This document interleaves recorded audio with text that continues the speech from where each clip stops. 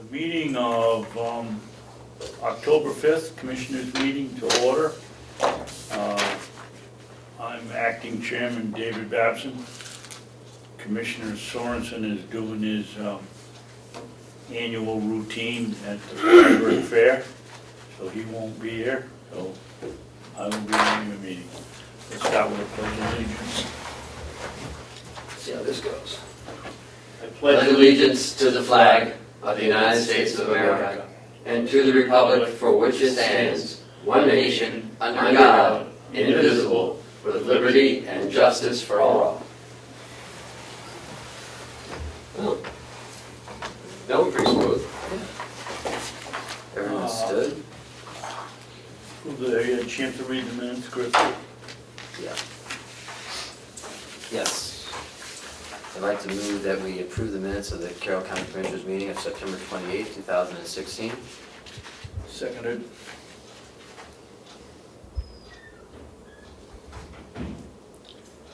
Any discussion?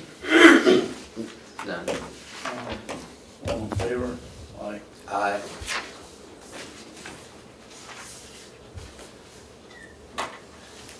Oh, 2-0.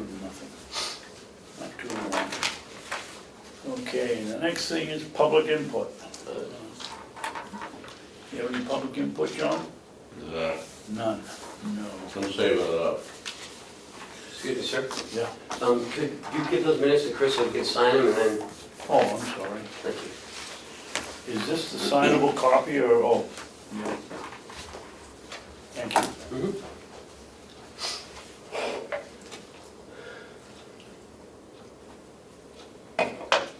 We approved them on 10-5.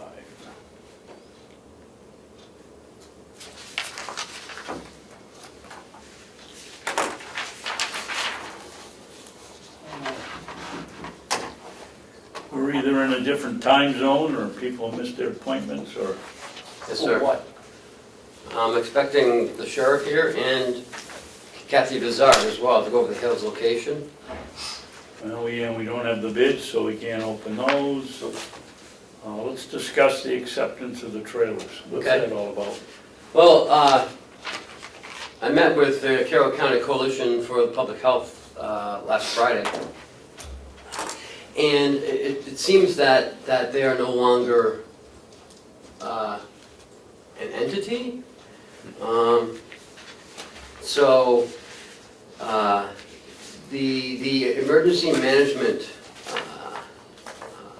person is leaving, and she was wondering if the county wouldn't mind picking up the trailers. They're here, but taking over the control of the trailers. They are 2 covered utility trailers.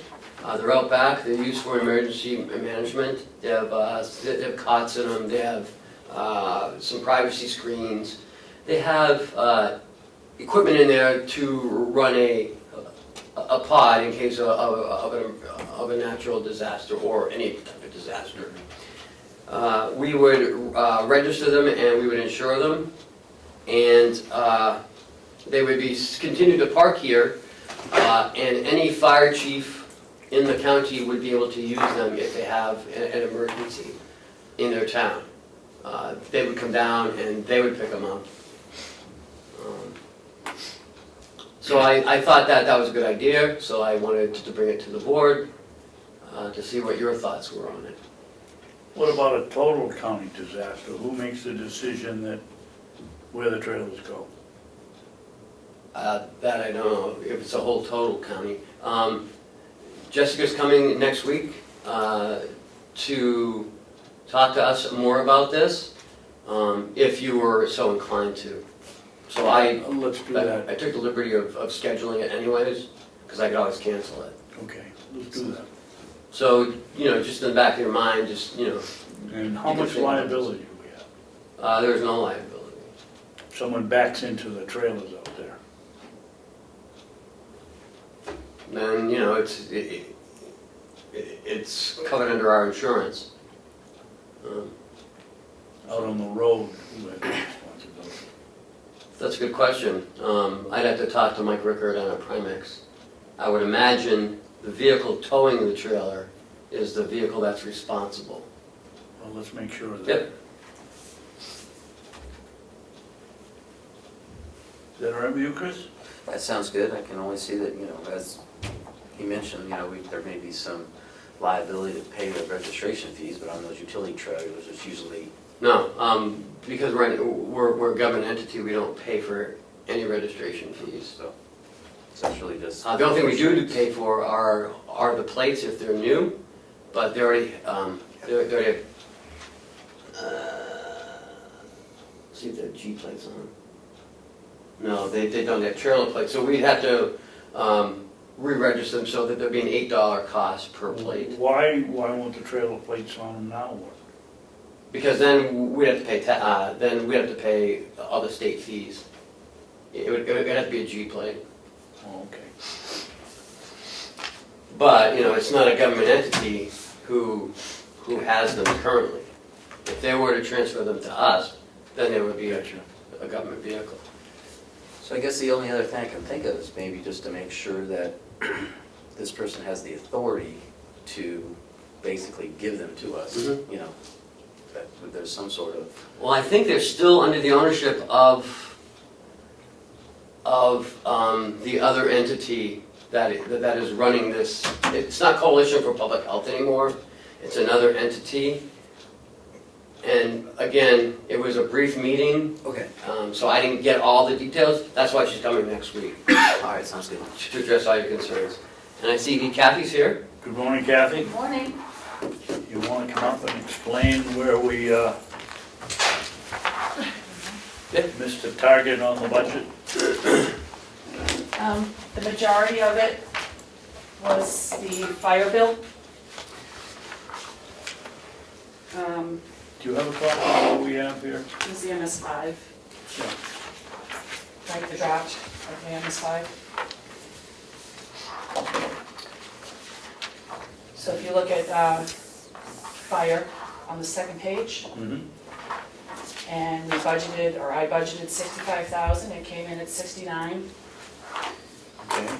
So when I'm creating the budget in March, I have no idea what the fire bill is going to be. It's based upon the assessed value and the budget of the North Conway Fire Precinct. I don't receive that bill until December. So you have nothing to say about it? What I do is, you have to pay it. I base the budget upon the prior year's bill. And we cut the budget pretty close last year, in 2015. And if you recall, the delegation had cut the election registration vital statistics line item, because they were under the impression it was just for elections, and there was no elections in 2015. But it also covers registrations, because Hill's location pays Conway $1,000 per quarter, plus 5% of the revenue brought in from registrations, motor vehicle registrations. So that was the other major overage. What page is that on? Kathy? Second page, second line I item see there. that line item. Where's the election and, That's on the second page also, right at the top. Should be the top, yeah. oh, I overlooked it again, okay. I So we spoke- were over basically $2,000 on that line item and $4,000 on the, Yeah. I spoke with Michelle Clark from the Department of Revenue yesterday, and I said, what do you do with something like this? And she said, it's not significant, and she says, when the MS5 comes in, this report comes in, I'm gonna take a note. And if you look at the property assessment, that was also up, that was also over. But Kathy explained that last year, the assessors performed a statistical update, which required more work, so their bill was higher. like $40? I gave Kathy mine, I don't know. I based the budget upon what they estimated. Okay. Well, I don't see that as a, It's not significant. oh. How is the fire budget calculated, why don't you know, is it a percentage of the increase of the assessment, or where are we on that? It's based upon the assessed value of Hale's location as a whole as compared to North Conway precinct as a whole. So North Conway fire precinct sets their budget, and if Hale's location is 1% assessed value compared to North Conway precincts, they're gonna pay 1% of their budget. I see, okay. And we don't know that until December, once I get the bill. So theoretically, Conway's assessment could go down, Hale's location could go up. You'd get an increase in That's right, your that's in your right. cost. Okay, Yeah, for 2016, we should be okay because we budgeted for 3 full-time students, but 2 of the students were only part-time, so we should have enough leeway there to cover any overages this year. where is that? That's 2016, we're not complete with 2016 Okay. yet, so Tax for local education? that was 2015 though. That Okay. was budgeted exactly what we were going to expend.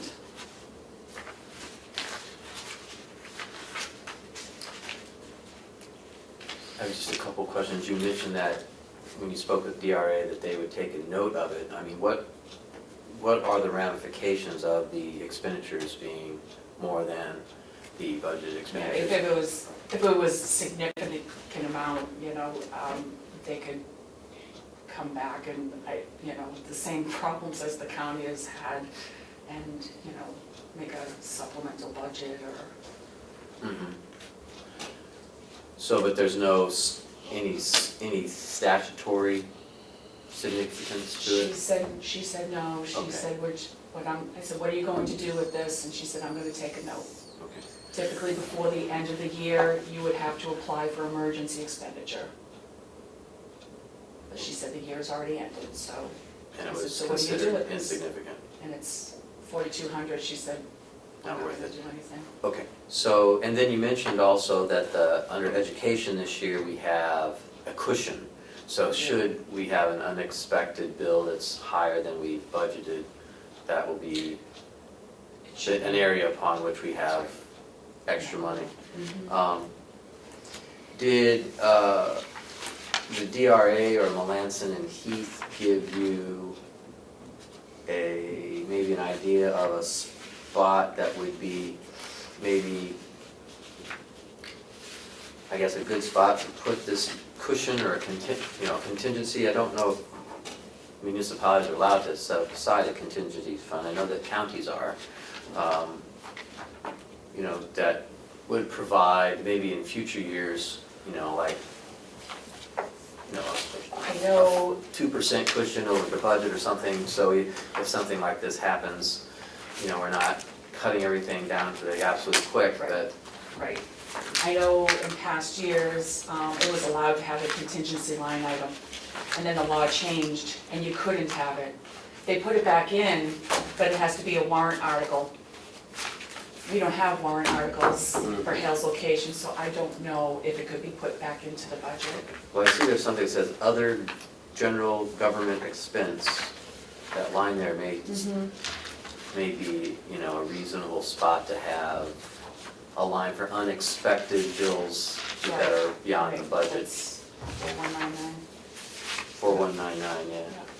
So maybe ask the DRA if that would make some sense, maybe in future Yeah. budgets, or Melanson and Heath. When they changed the law to take out the contingency line item, we asked DRA, what are we supposed to do in case an emergency does come up?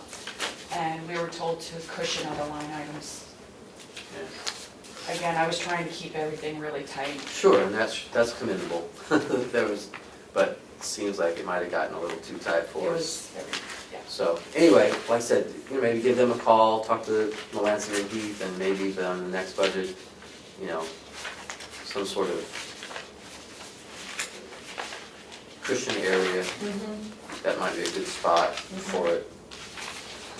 Something reasonable. Or I would talk talk to DRA and see if we, you know, since we don't vote on warrant articles, maybe we could put a contingency line item in there. Mm-hmm. Yeah, that seems like it'd be even better than if we take a That way vote. the purpose could be for any emergency. Okay.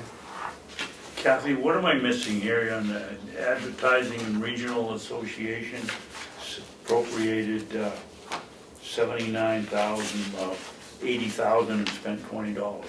That's the school budget. Because the Well, what school, is general education, or am I looking at, that was the expenditure. So appropriated was 79,865. okay, The school budget is reported separately, but it's a wash between the state right. tax and the local tax is a wash, so it's prepared in their regular municipal budget. Okay.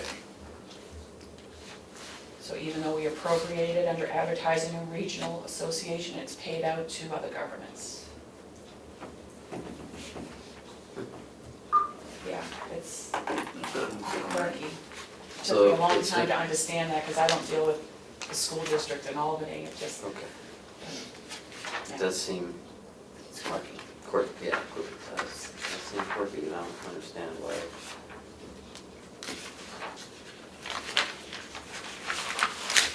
I had a question regarding the election expense to Conway. I And where is that on here? It's not, it's for the 2016 budget. I received a bill that had been sent to the county, and then it was sent on to me from the town of Conway.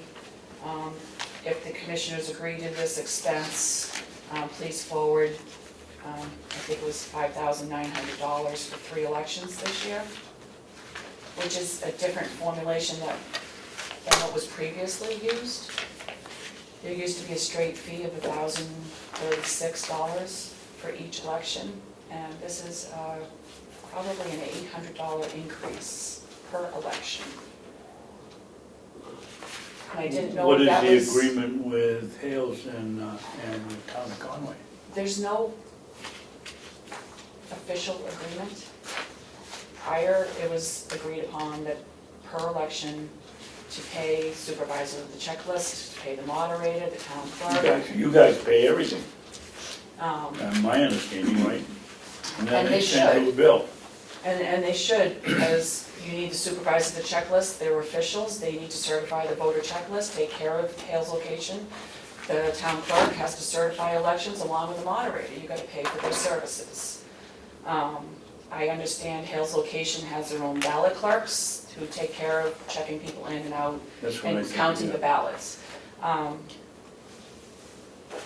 Conway seems to have changed the formulation based upon, again, the assessed value and their budget for elections.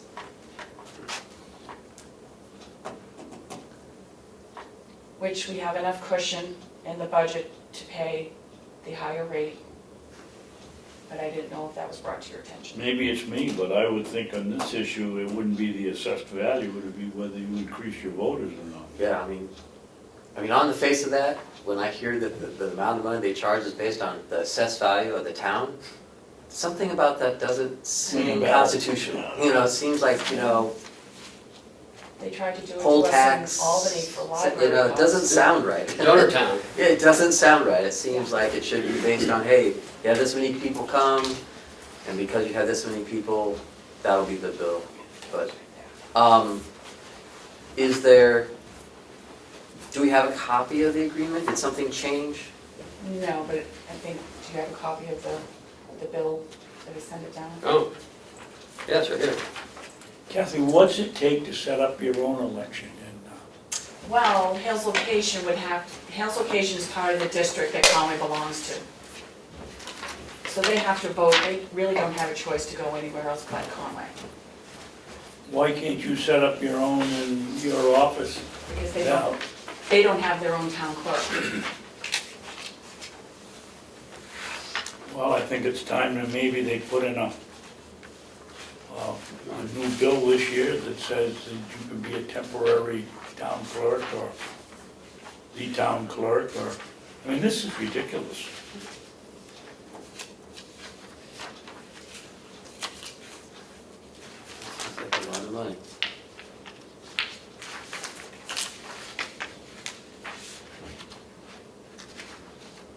Is that the only requirement, that you need a town clerk? You have to have a moderator, you have to have a supervisor with a checklist. Okay, so we can find a moderator. They would have to be elected, by law, the town clerk has to be elected, and the moderator has to be elected, supervises the checklist. So they would why have to can't they hold basically, an election they and would have to elect one? become their own town. They can't have an election without being a town? They need to be a town. I'm not sure how Dixville Notch does it, they have a moderator and town clerk. And they're But not, they voted it down 2-1 probably 3 years ago. Hill's location did. I think it's time to have another meeting with Hill's location. And talk about some of these issues. I mean, just to arbitrarily increase the election thing because the assessment went up. You could actually have gone down in voters and less work. But that's the problem, is they have to contract everything out, all of their services. How much is the cost? It's $1,898 per election. And it was 1036. And it was, what, Kath? 1036. And I think that was based upon the cost of paying the supervisors, the moderator, and the town clerk.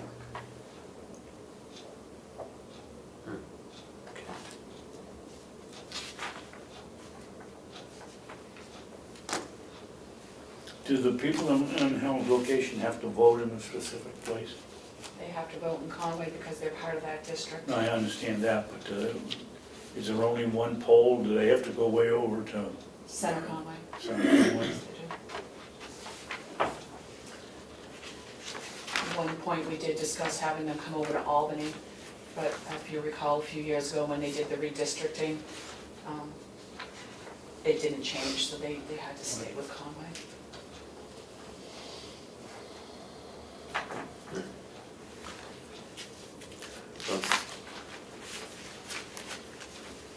Are there any more questions? Wait and see what it says here.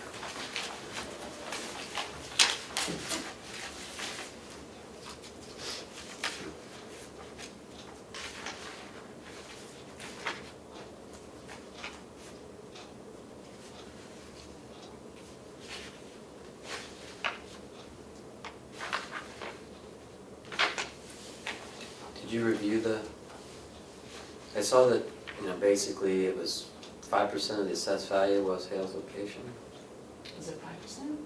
or 0.05? Oh, was it?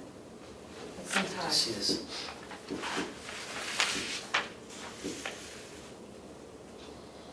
This is the total equalized valuation, not including utilities, for 2014 being DRA.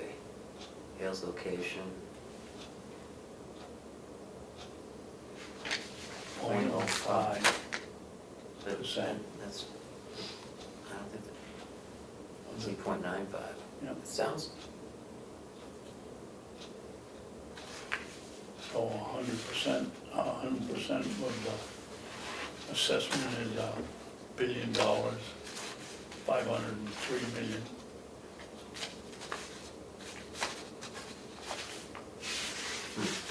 well, anyway, so it's a percentage of the totals?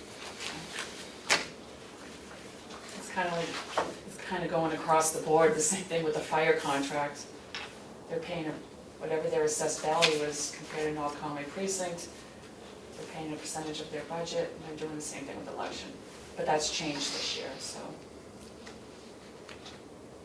Before it was just a set rate. Just to let you all know that I've contacted Eric Damon of Care Plus Ambulance, told him that I got it in within the 90-day window. We're going to rebid the ambulance service. So I'll be drafting that up, that bid, as you all wanted me to do a month ago. Okay. It expires the end of the year, so. Anything else? Yes, I'd like to have you sign these and sign that as well, because we need to get it back to DRA. Okay.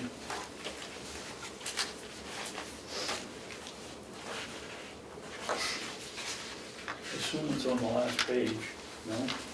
No, I think it's in the front. Second to the last, page 15.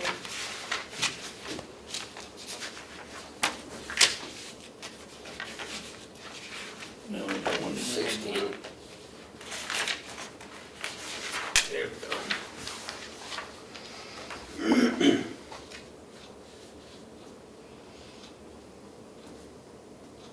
And while I have Kathy here, I'm just gonna have you guys sign the checks and she can take it all back with her. Yeah, save on postage.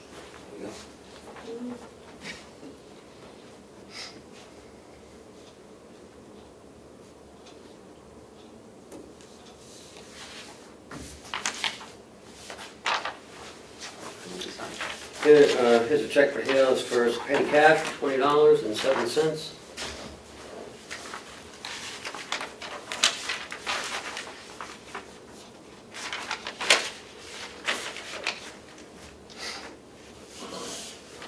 There's a mileage reimbursement for Kathy for $16.20.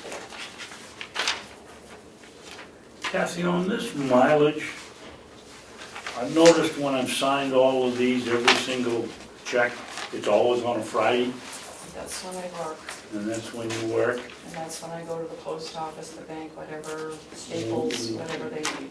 Where do you go to the post office? Okay. And where do you go to the bank, Conway? Sometimes North Conway, the Northway Bank, Do you, but I hit the post office in Conway. do you do that during work hours, or you do it on your way home from work? Or then, why do we pay mileage if you're going to work? Well, it's an unnecessary stop there. It's, Oh, I understand that, but if you're going up Route 16, which I assume you do from, well, there's times where I will go to the post office, because some people send their payments certified, so or there's a certified notice, they have to go to the post oh, I office. understand that, but you're going by the post office and it's 100 yards to the right to the post office. Why are we paying you mileage while you're going to work? Basically, it's legitimate from where you turn off to go to the post office. We're paying you to go to work, what it comes down to. Not really, but am I passing by? Yes.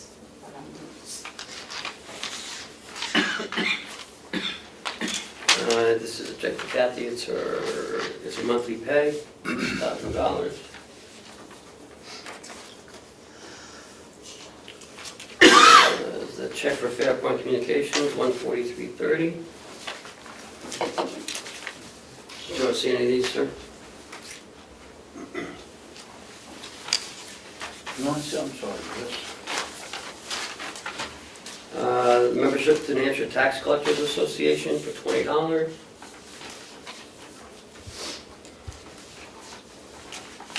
And the Town of Conway, $5,695 for,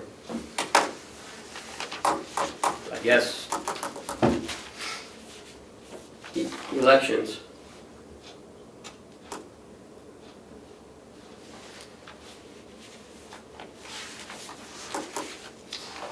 And this is for, So they're charging almost $1,900 an election. I know, it's 3 elections. and that's this year. So we're paying in advance to boot on. Well, there was No. the presidential One of them. primary, we also had the state primary, and now we have the general in November, so we'd be prepaying for one. When did this bill come out? I just received it a couple weeks ago. It looks like they, I don't know what they did, because the I date's don't know. December 31st, 2015. So it looks like 2 are in arrears and 1's prepaid, but I don't know, maybe that's how they do it. Well, But I mean, I know we've had 3 elections, or will have. And it's on the equalized rate for 2014, so when they charge us, isn't gonna affect how much we pay increase, because it was done in 2014 on. So next year it'll be more because they had a reevaluation, Yep. right? Or something.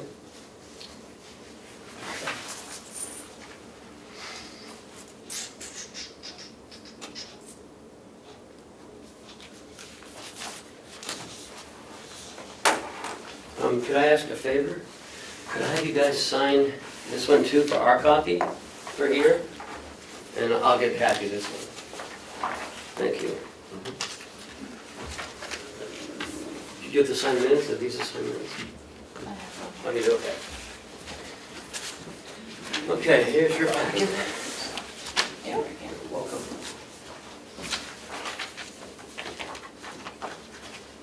And I have one more thing, just the Hales location deposit of $795.17. The, I don't know, I was just looking at the formulation there, it just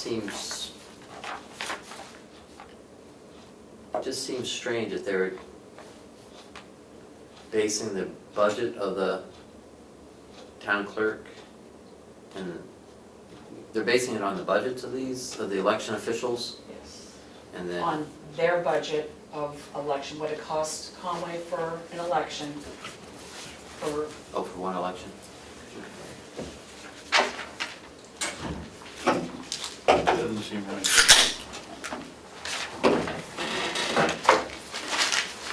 Okay. Do we sign No. the treasurer's signature? yes, Where do we- please, yes. And I've collected 100% of taxes over there. Have we received Hales thing yet? Hales payment for 16? For county taxes, No, for the county service. I haven't received a bill. I don't think, I thought they If said I- they sent one. if I have, then yes, it's been paid, because I have no bills standing over there. This year, I'll check, but I think she paid. Okay. Oh, My that's all I'm recollection is asking. we had Yeah. this discussion Yeah. 2 or I 3 months usually ago, and they said you Do paid. that at the end of the year, so if it's already paid, it's. Yeah. Okay, perfect. It's a long time ago.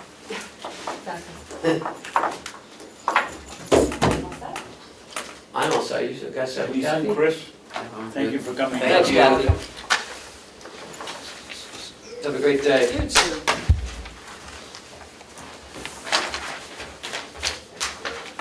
Next, Mr. Chairman, I have the sheriff here.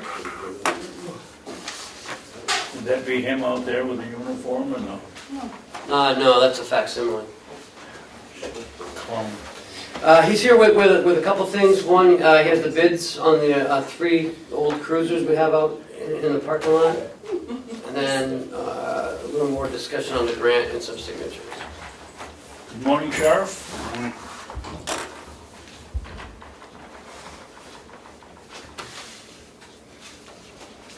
You want to pick the low one up? 5 bids, I think. Take Wow. the cards. Guard.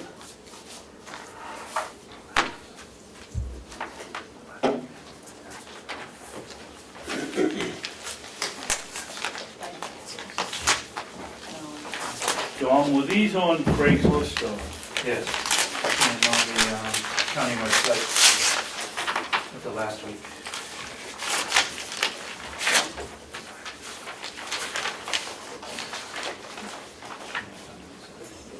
This for the file downstairs.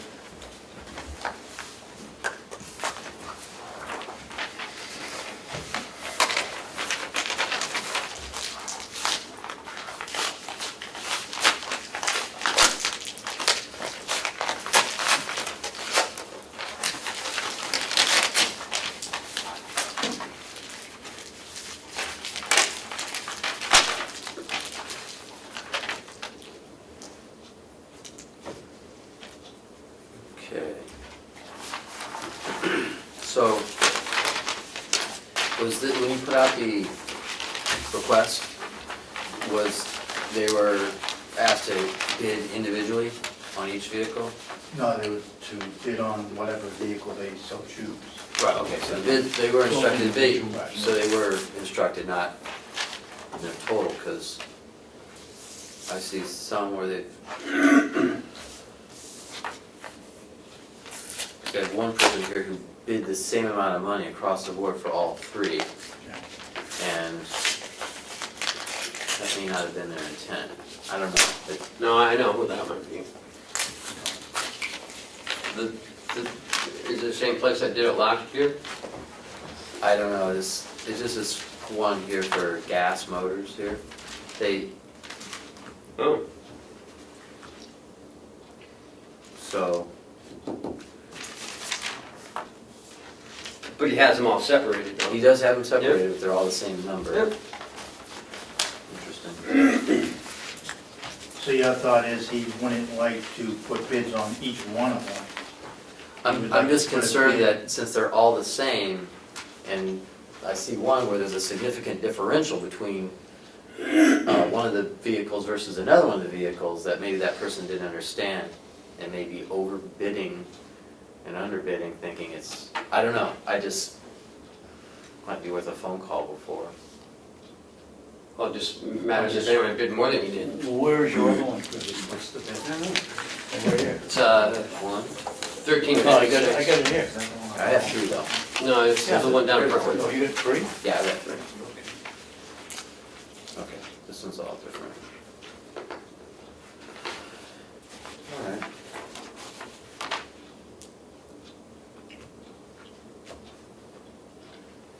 And they got the VIN numbers on one, so it doesn't tell you which vehicle it is unless you know the number. Yeah. But I'm sure we do. What do you got? So, would you like to read them off, Sure. so we can log it? Yep. Let's see, this is Yusuf Debak from That's the taxi company. Bagridge Motor Inc. In Chicago? Yeah, well, it's Illinois. The 1011 Crown Victoria with 123,108 miles, 1268. The 2011 Crown Vic with 123,649, 1268. And then the 2010 Ford Expedition with 188,000 miles for 868. So that's that one. And then from Mr. Stephen Antonitis. It's listed by VIN number, so you're gonna have to, Can you give them like the last four? That way we can log it that way. the last four, vehicle 0439, 1975. Yeah. Last four, 0437, 1850. And then the last four, 2532, 1250.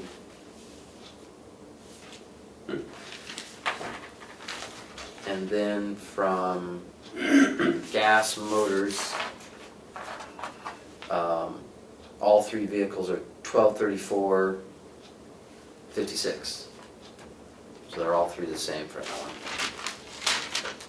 Ed, Yep. I have here from Anita Colby. I won't give her address, but, New Hampshire. The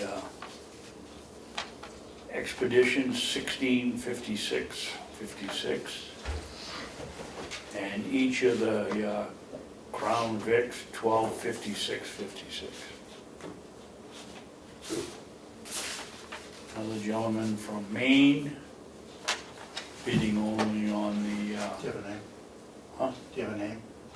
Yes, I do, Gory Fitch. He bid $1,300 on the Crown Victoria. Designation, which one? Which one? Says- 2000, apparently only one. Well, it says number 20, that's his phone number though, right? 207, yeah, that's a No, VIN it's number. not a VIN number, that's his telephone number. Is there a year or anything on there, just? No? Same It says $1,300 for the 2011. 2011 But Ford they're both Crown 2011s. Vic. They're all 2011. But he also has the lowest price, so. Okay, we give these to Sheriff.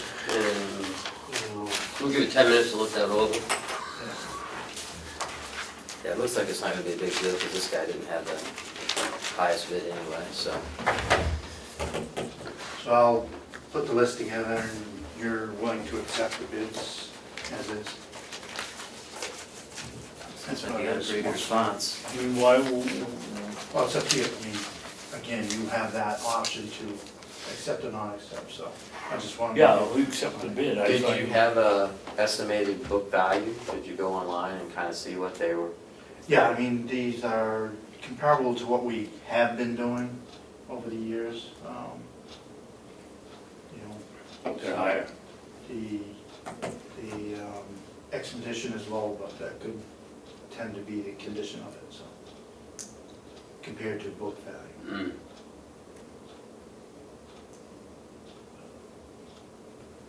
So they're reasonable bids. We seem to get better bids from Craigslist than we do going out to the, to the general, well, this is still going out to the general public, I guess.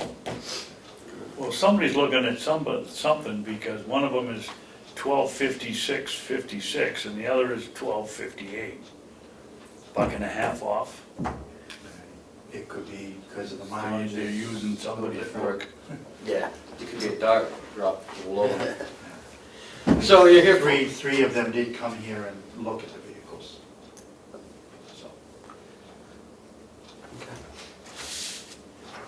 So but the jail wasn't interested, I thought, was the jail interested in a four-wheel drive? No. Okay.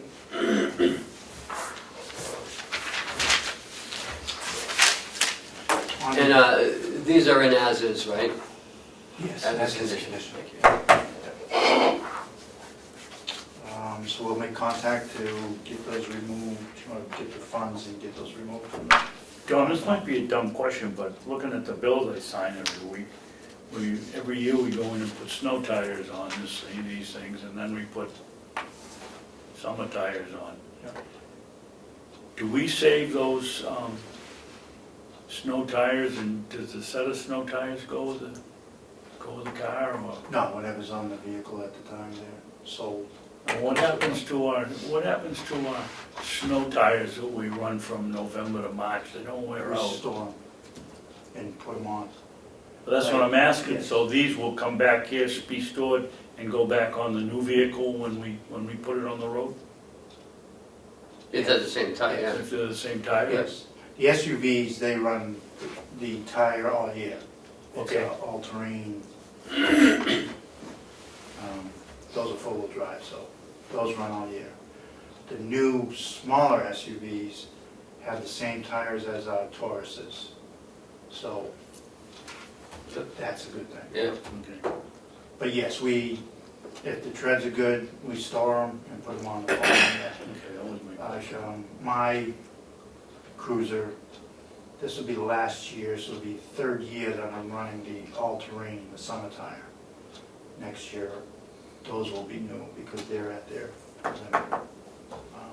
Well, how many years do you run your vehicle? You just said you had 3 years. So it'll be the third year on these all-terrain. On the same tires? Same tire. Same tires, okay. So, but in November, I'll be going to the garage, get my winter tires and put those on. Okay. So yeah, I get 3 years out of the summer tires, is what I guess I was saying, Okay, which is a good thing. thank you. Plus he did say, he only goes to the darn shop once a month now. So, Yes. You had something on grants? The grant, we did, I guess, forget to have the board sign the grant agreement last week. last week when we talked about it, we forgot to sign it. So we would need that done with the initials provided on the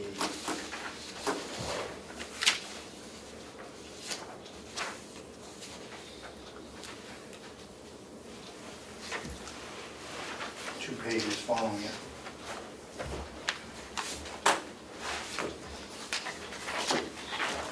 Signatures are 1, 2, 3. We only need 2 from the board, so, and then the initials are the conditions on the second and third pages. On the training portion of this, we will be having it in Carroll County next week. Oh, good. That did get pushed through. Nice job. So you're having more people go? Yes, Good. yeah, all the PDs will be sending more than they would have. So were you able to read some of the comments in last weekend's Daily Sun and Teletalk? Yes, I felt that most of the comments had nothing to do with the question. Did Yes, right. Interesting, the letter to the editor this morning about Jackson and Bartlett. Someone suggesting that Jackson and Bartlett should coincide with Merge. one, yeah, merge one police department. How do you think that would work out? Oh, no, we got initial down. That's between those 2 towns. Yeah, Why do we have to initial? I just wasn't sure. So this, I Is guess, that us? forgot to do that. Maybe third, yeah. Again, the question does come down to, does the Bartlett chief have control of the town of Jackson as far as, you know,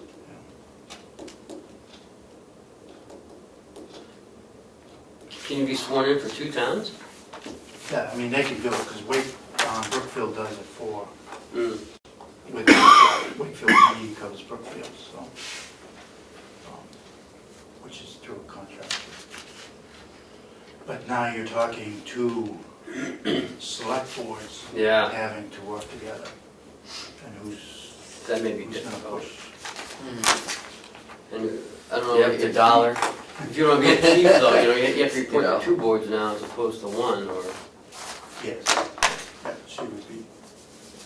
how's the upgrade going?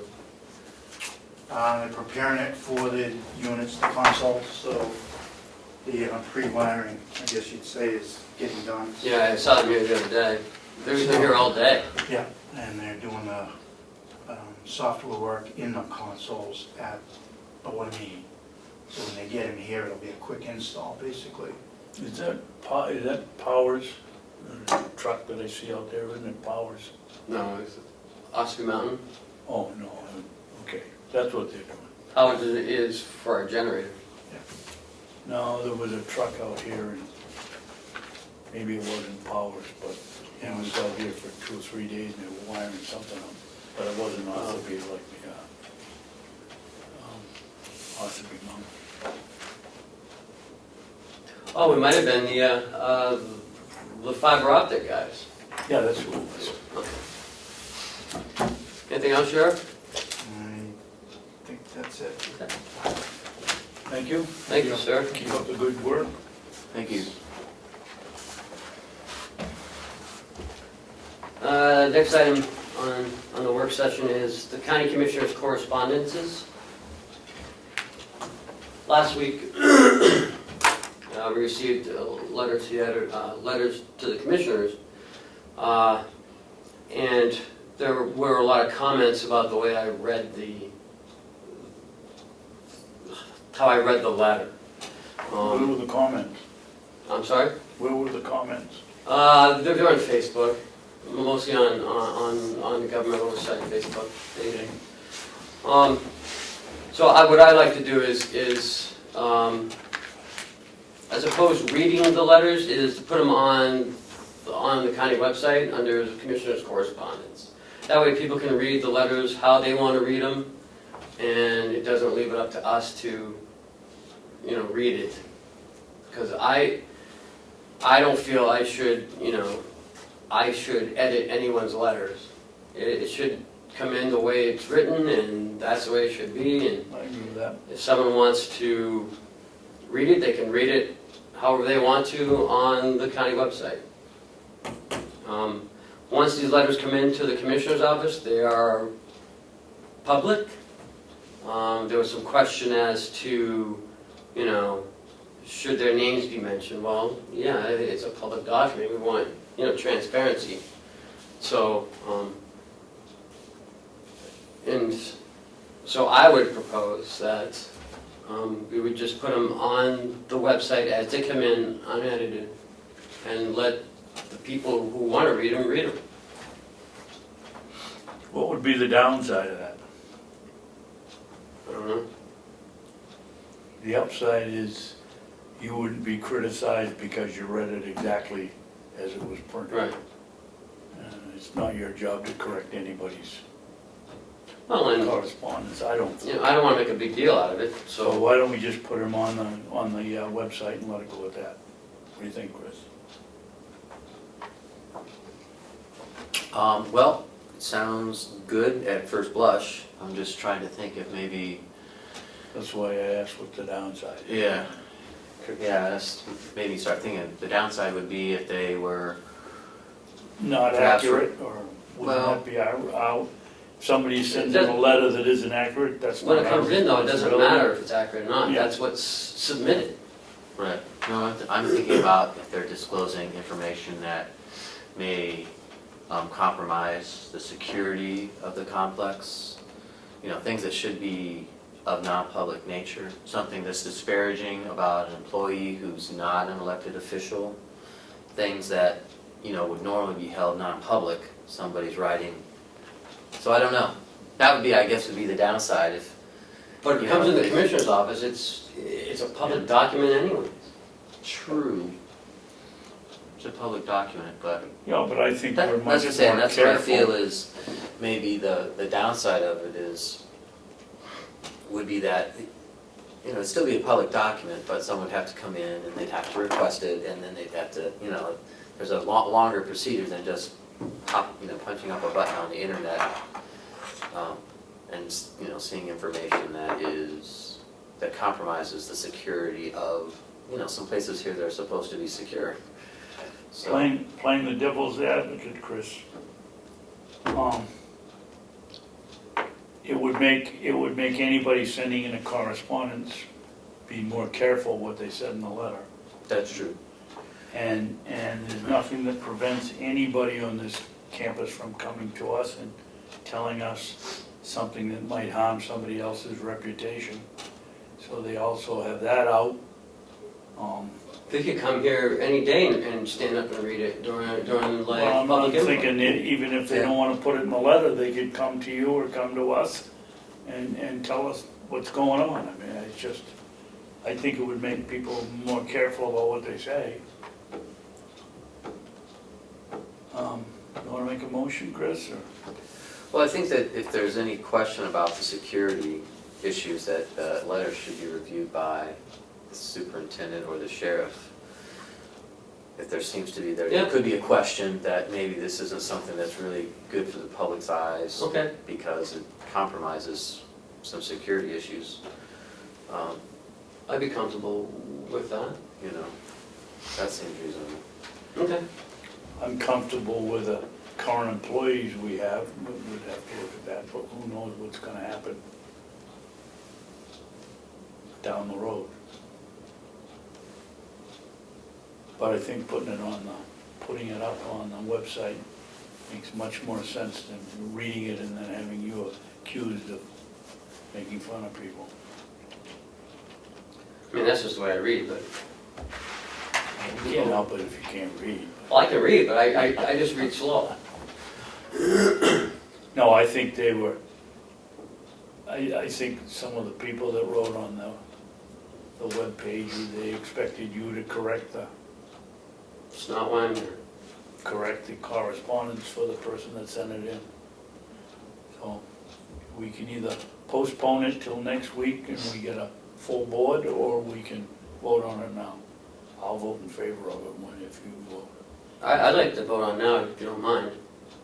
But I will review each one. If it's a security risk, I'll forward it to the sheriff or superintendent for their review, and then if they feel it's okay, I'll put it up on the web.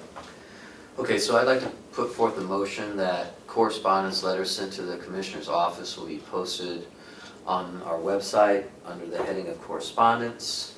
However, any letter that may seem to be undermining the security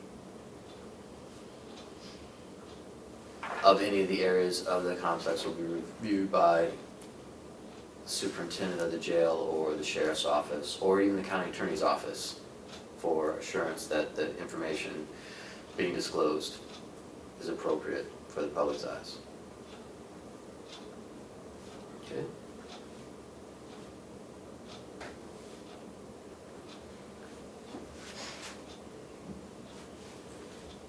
Do you want to add after the security that, or might libel somebody? That, I don't know, as you've mentioned that before, that's not us protecting. That's not, yeah. you know. If someone writes something, it's the author's responsibility or Right. liability, not ours. Right. I'm just concerned, yeah, I realize that it's our responsibility to protect the employees. It's not the public's responsibility to protect the employees, at least that's how I kind of see it. But it is still our responsibility to protect the security of the sheriff's dispatch unit. It is our In the jail. responsibility to protect the security systems that are at the jail and within the attorney's office. So if there's information that shouldn't be disclosed because it's an ongoing case, then that may not be appropriate for us to be disclosing, and it should be reviewed by the attorney before it's posted, that's all. If it seems like, oh, they're talking about an ongoing case, maybe the attorney should see it before it's posted. If the attorney says, no, that's fine, you can post it, they can just send it to the paper anyway, that's what, then great. We're just trying to be intelligent about things that might have be sensitive information. I'll second the motion. John, you wanted to add something? Thank you. I don't really know and understand all the details concerning the situation you're speaking on, but certainly you want to consider transparency, First Amendment, Absolutely. and also that it doesn't impose any liabilities upon the taxpayers. Thank you. Let's have a roll call. Commissioner Ahlgren, Yes. Commissioner Babson, Yes. Thank you. The next thing in your, on the work session is the victim witness, the victim witness position details.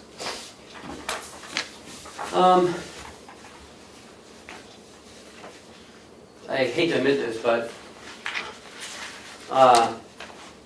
I've been in county government for over 15 years, and I was under the impression that the victim witness was just working with sexual assault victims. I didn't realize it was any victim of any crime. It's interesting to note that she has over 400 victims that she currently works with. Anywhere from, someone breaks into someone's house, they become a victim. Someone, of course, we know all about the sexual assault victims, but any crime, shoplifting, the storekeeper is the victim. So, I guess I didn't really think hard and long about it, but after speaking with her about it, I guess it made me realize that, she has a lot to, to really keep track of, and the county attorneys have their own cases, and some have 60 to 80 cases, but Wanda has every county attorney's file is Wanda's file as well.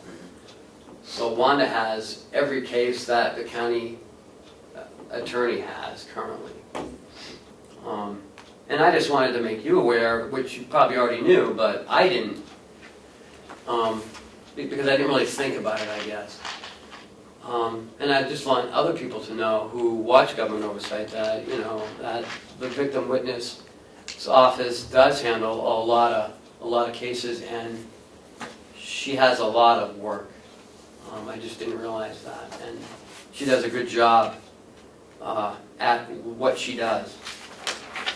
And I just want to apologize to her that I didn't really know.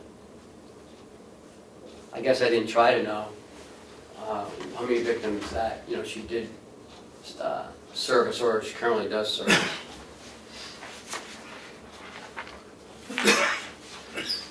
So in your packet, I have a job description, plus, she's written a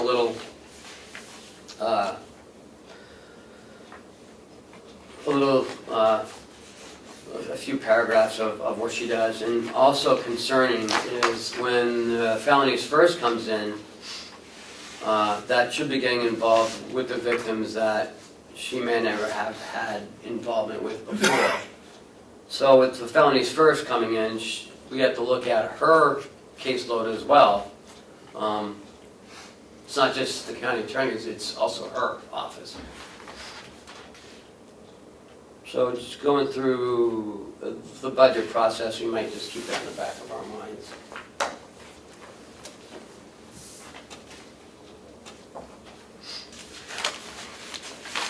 Okay. That is all I have for work session. I do have updates. May I go into my updates? Sure. I'm thinking,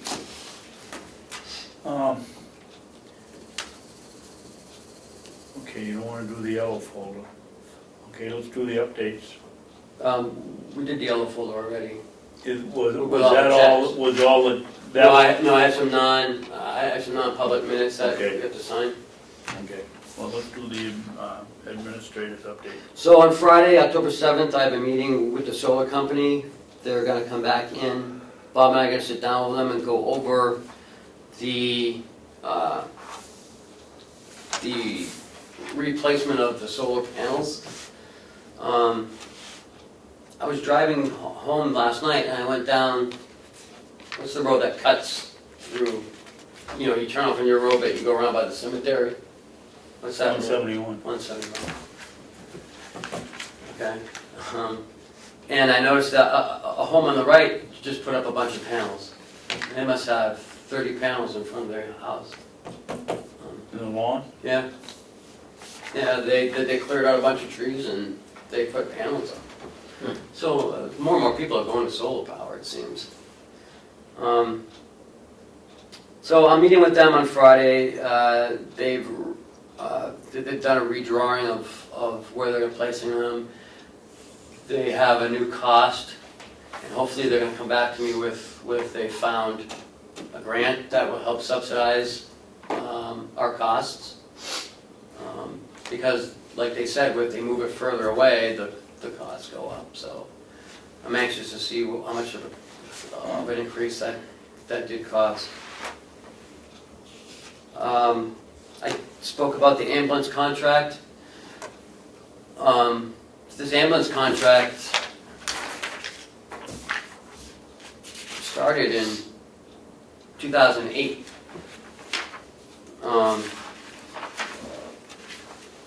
And With whom, with just Hale's location or for? yes, no, just Hale's location.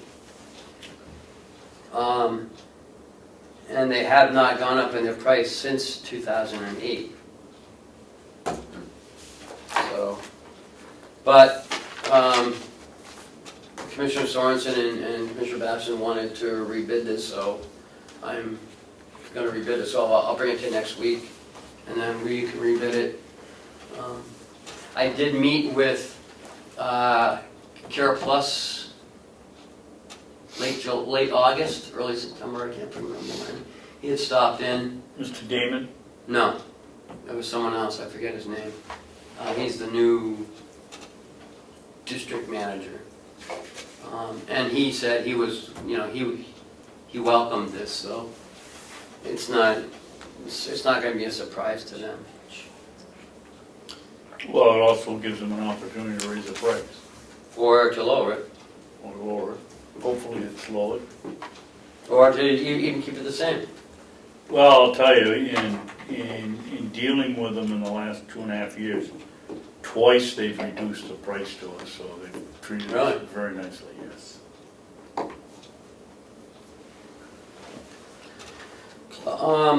Just an update on the New Hampshire Association of Counties. Senate Bill 553, that's the expanded Medicaid and expanded Medicare, Medicaid.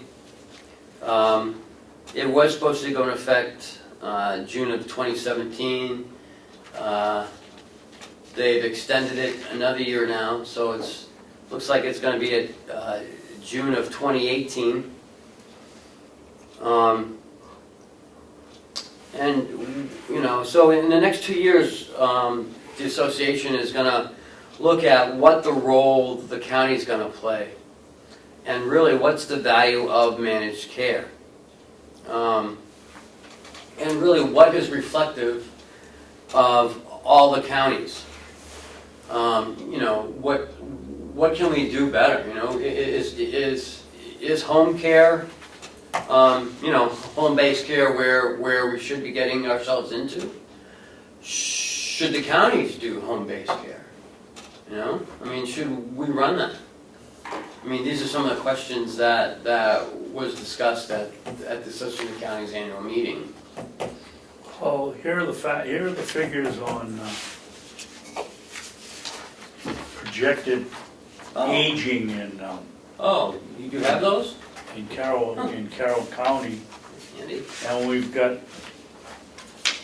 either a choice of encouraging people to stay home, or I think the only obvious other option is building more nursing home space, because we're not gonna do it with the space we have here now.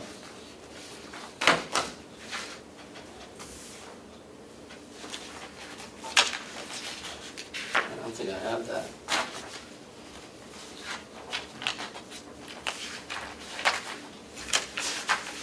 This, excuse me, this sheet is the population. The conference I went to said that Carroll County's senior population will, by 2025, will increase 48%. How much? 48%? 48%, In how many years? 2025. Wow. 10 years? So the only options You are. mean it's gonna go to 48%, or it's gonna go up 48%? Gonna go up 48%. Wow. Well, so then that, you know, so that begs the, you know, the question, you know, home-based care.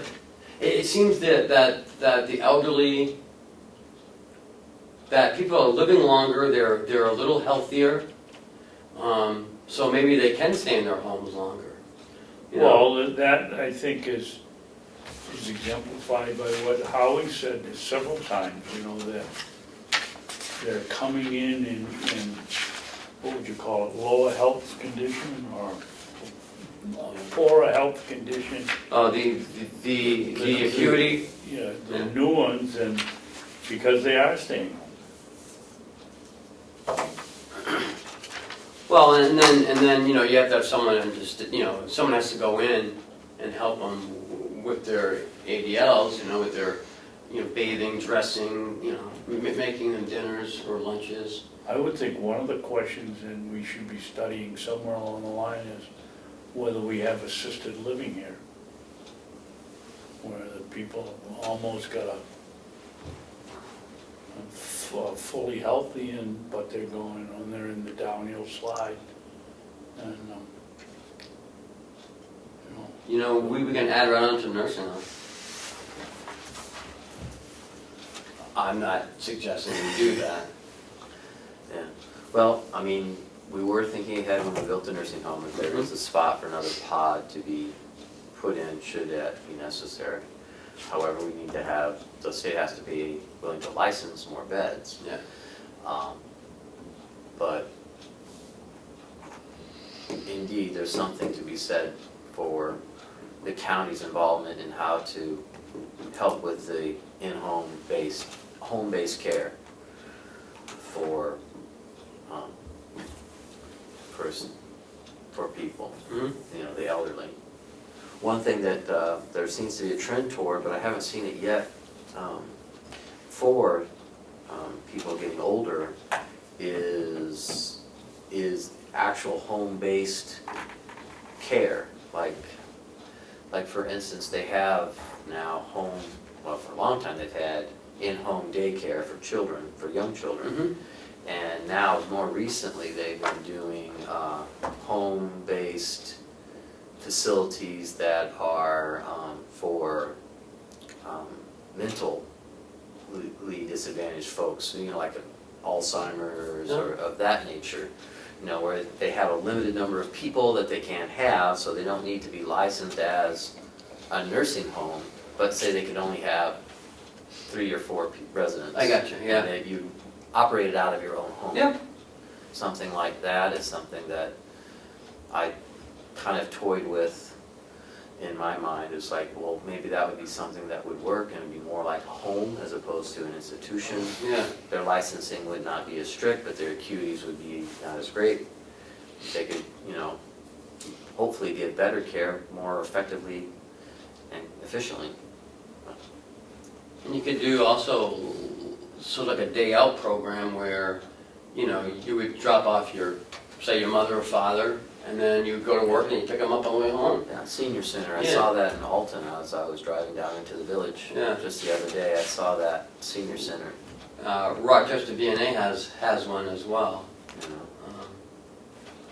So you know, I'm not sure where all this is going to go in the next 2 years, but the association is going to be actively involved.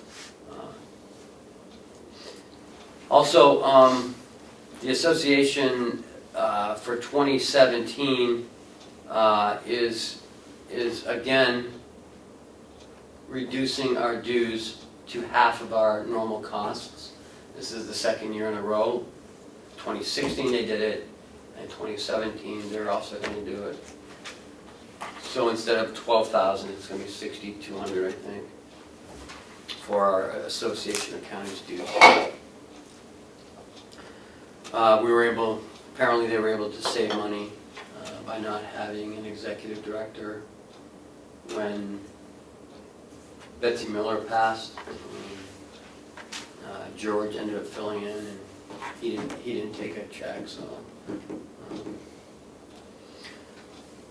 But I think 2018 might be different. But that's progress in dues. And in your packet, where I've told the department heads that we are going to, the budgets are due next Thursday to Kathy Armstrong. They've been working on them for the past month. So they're going to be due next Thursday. Chuck and I will sit down on Friday, and we're going to put everything together. And hopefully the following week, I think the week of the 17th, or the 19th, we'll be starting budget reviews with you guys. So we've sent out the outside agency applications.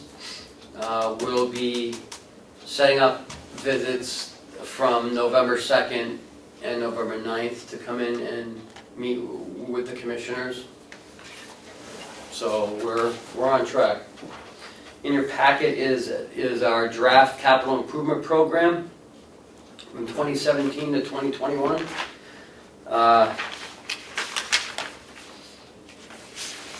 Some stuff, you know, people put in what they needed or wanted. Some are needs, some are wants, some are, you know, some are wish list. If you look at the Register of Deeds, for instance, archiving and the restoration of all the land records, it's estimated at $3 million. That I think is a wish. I don't think that will happen, but It might turn into a wish. well, I think it is a wish. I don't think it's a need, I'm not exactly sure.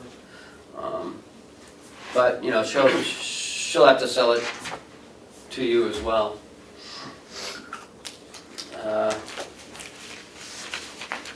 So total, it's 4.9 million over 5 years, and that's counting the 3 million in the registered deed. To take that out, and we're at 1.9 million over 5 years. So I don't think that's too bad.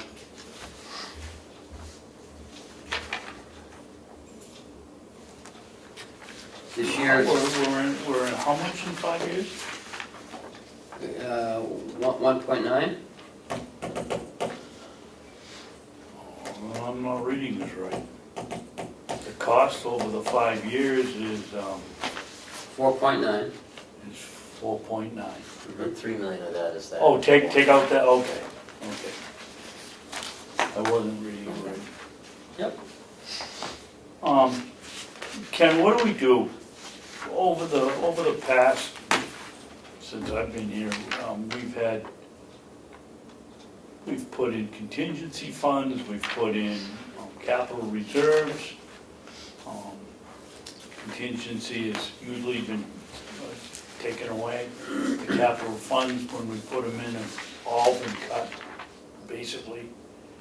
If we have this capital improvement plan, how do we fund it in the budget so that it doesn't get chopped? Well, remember, 2017 is our last year on the jail bond.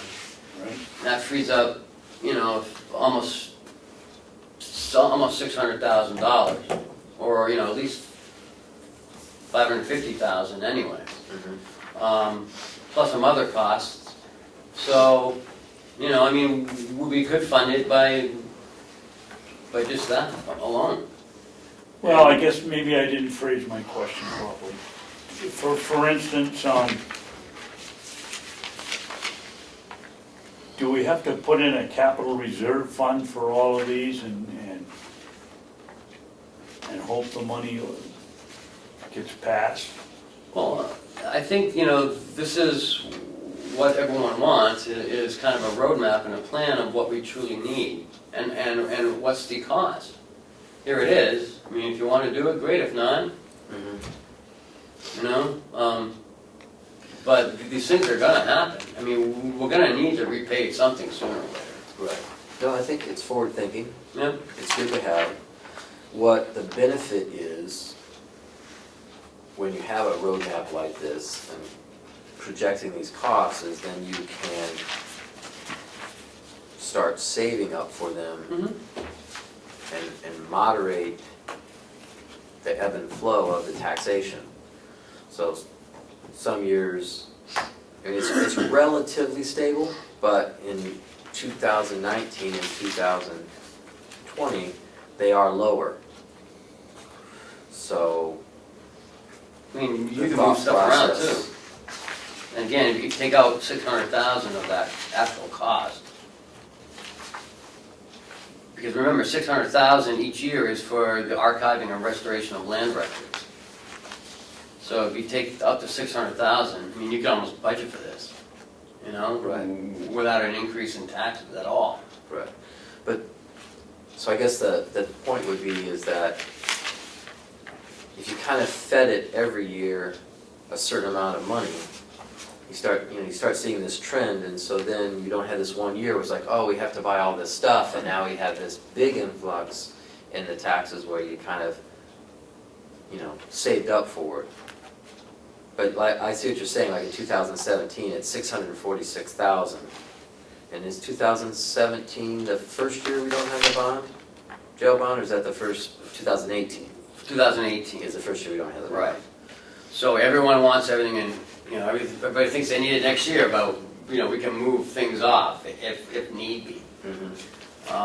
Again, this is just what the department head thought they wanted it in. As we go through the process, we may move that out a little bit. Right.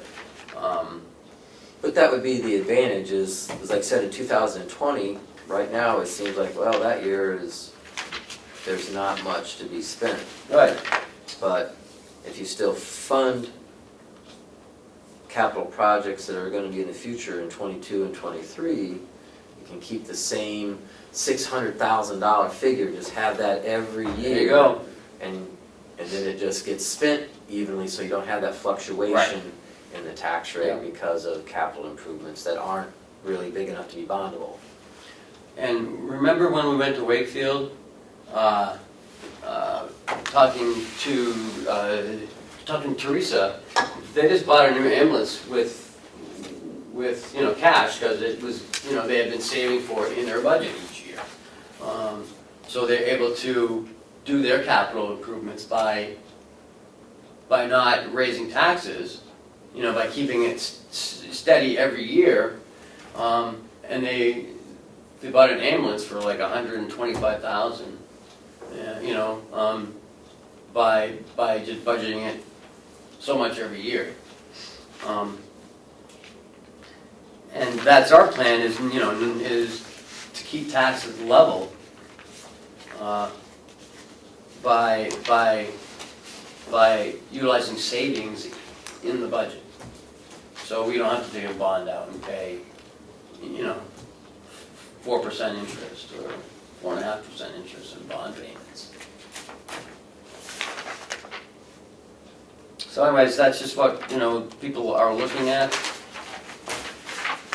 And I just wanted to give you guys an early eye on that.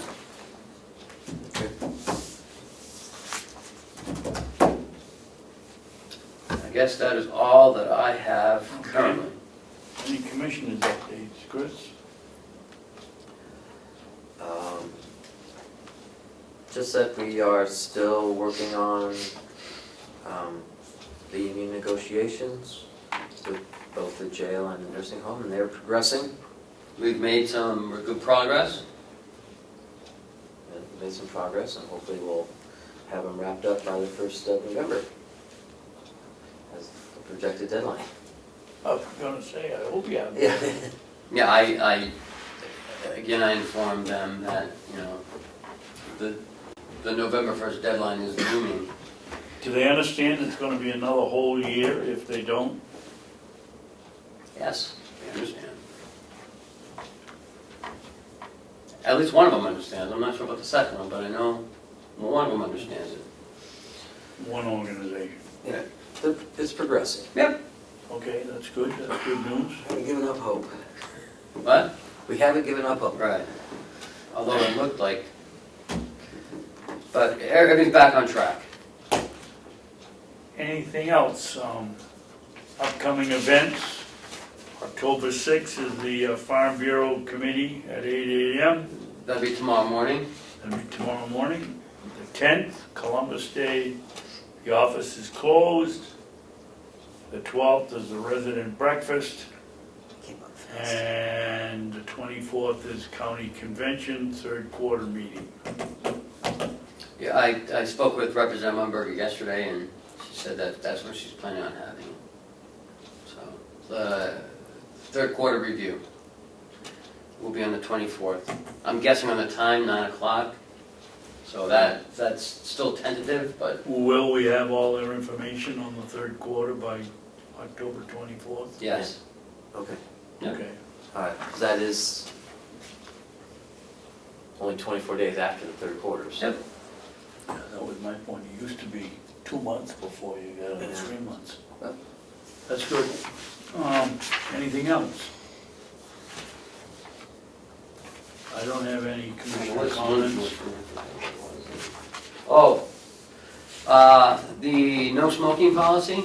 I received a copy of Sullivan County's no smoking policy. It should be in your packet. No, it isn't. Oh, it's not? No. Oh, that's right, I didn't have time for it. It's right here. They went smoke-free in '05.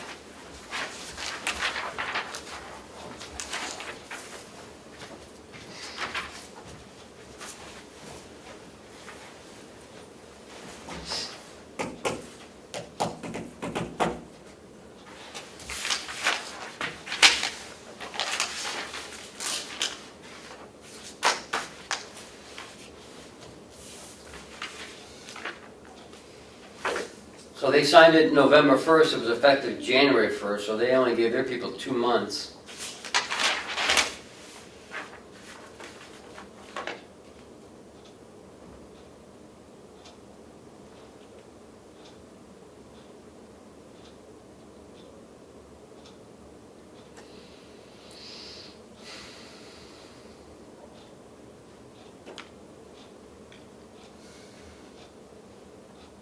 I think our policy's a little,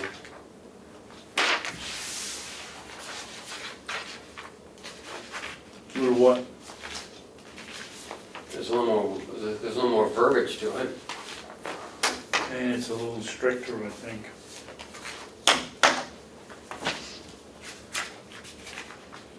I know, but I'd like to, I'd really like to work on it next week if we could. Okay.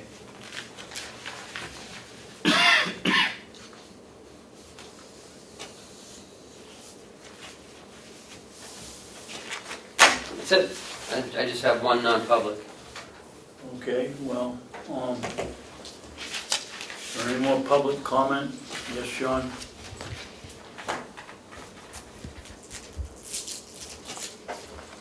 Early on in the meeting, you were talking about the trailers.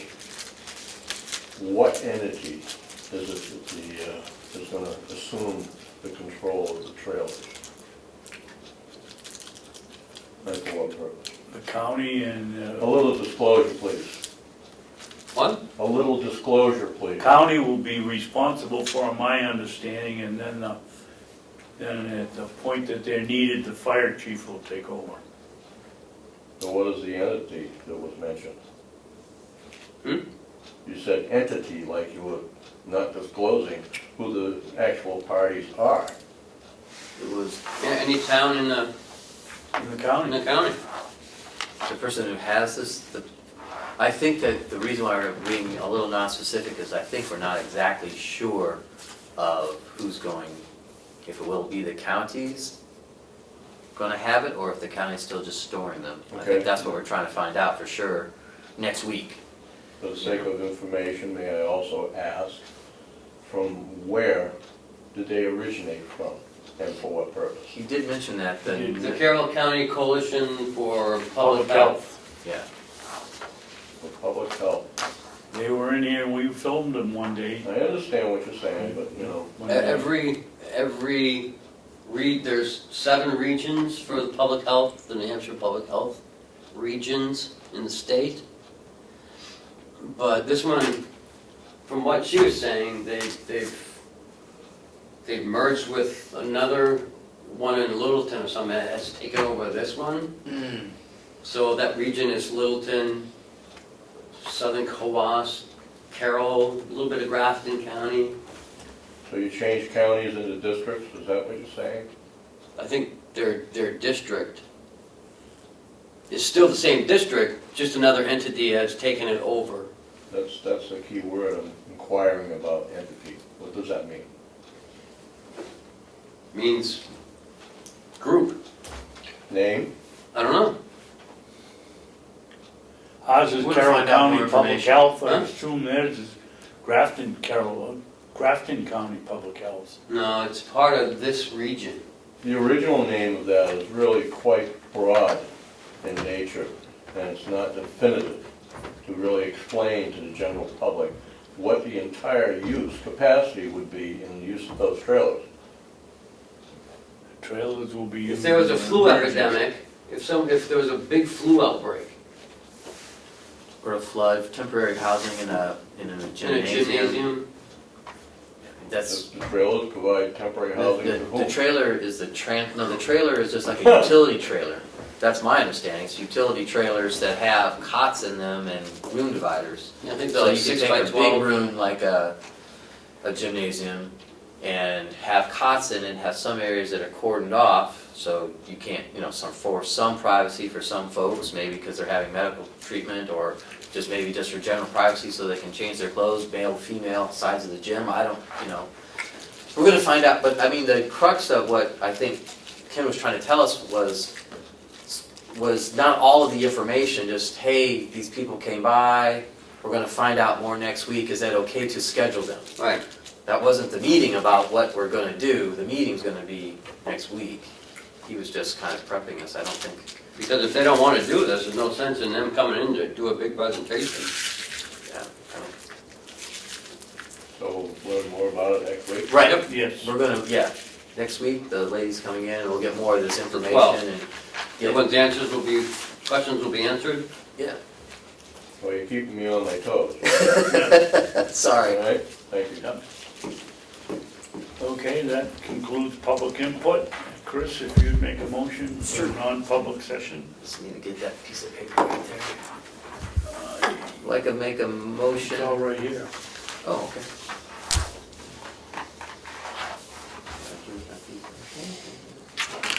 It's your agenda. I know, but all right, I'd like to make a motion that we go into non-public session on October 5th, 2016, session 1, in accordance with RSA 91A:3, paragraph 2, parenthetically C, matters which, if discussed in public, would likely affect adversely the reputation of any person other than a member of the body or agency itself, unless such person requests an open meeting. Roll call? Second? Second? Commissioner Ahlgren, Yes. Commissioner Sorensen. Yes. Babson? Babson, sorry. It's in my head, there's no. The funny thing is, he answered, yeah, he said yes. I didn't hear what you said, I just assumed she was calling my name. Okay, Commissioner Babson, Yes. okay. Or Sorensen, whatever. Whatever you wanna call me. Acting Sorensen. Will we have any public information back when we come back in? No? Not beyond the No usual, public we're session. sealed minutes. So you taking a little break, so you pack it up? Yes. Absolutely. Oh, sorry, I should answer yes. Are we taking a break, sir? Yes, we'll take a break, 5-minute break while John packs up. Thank you.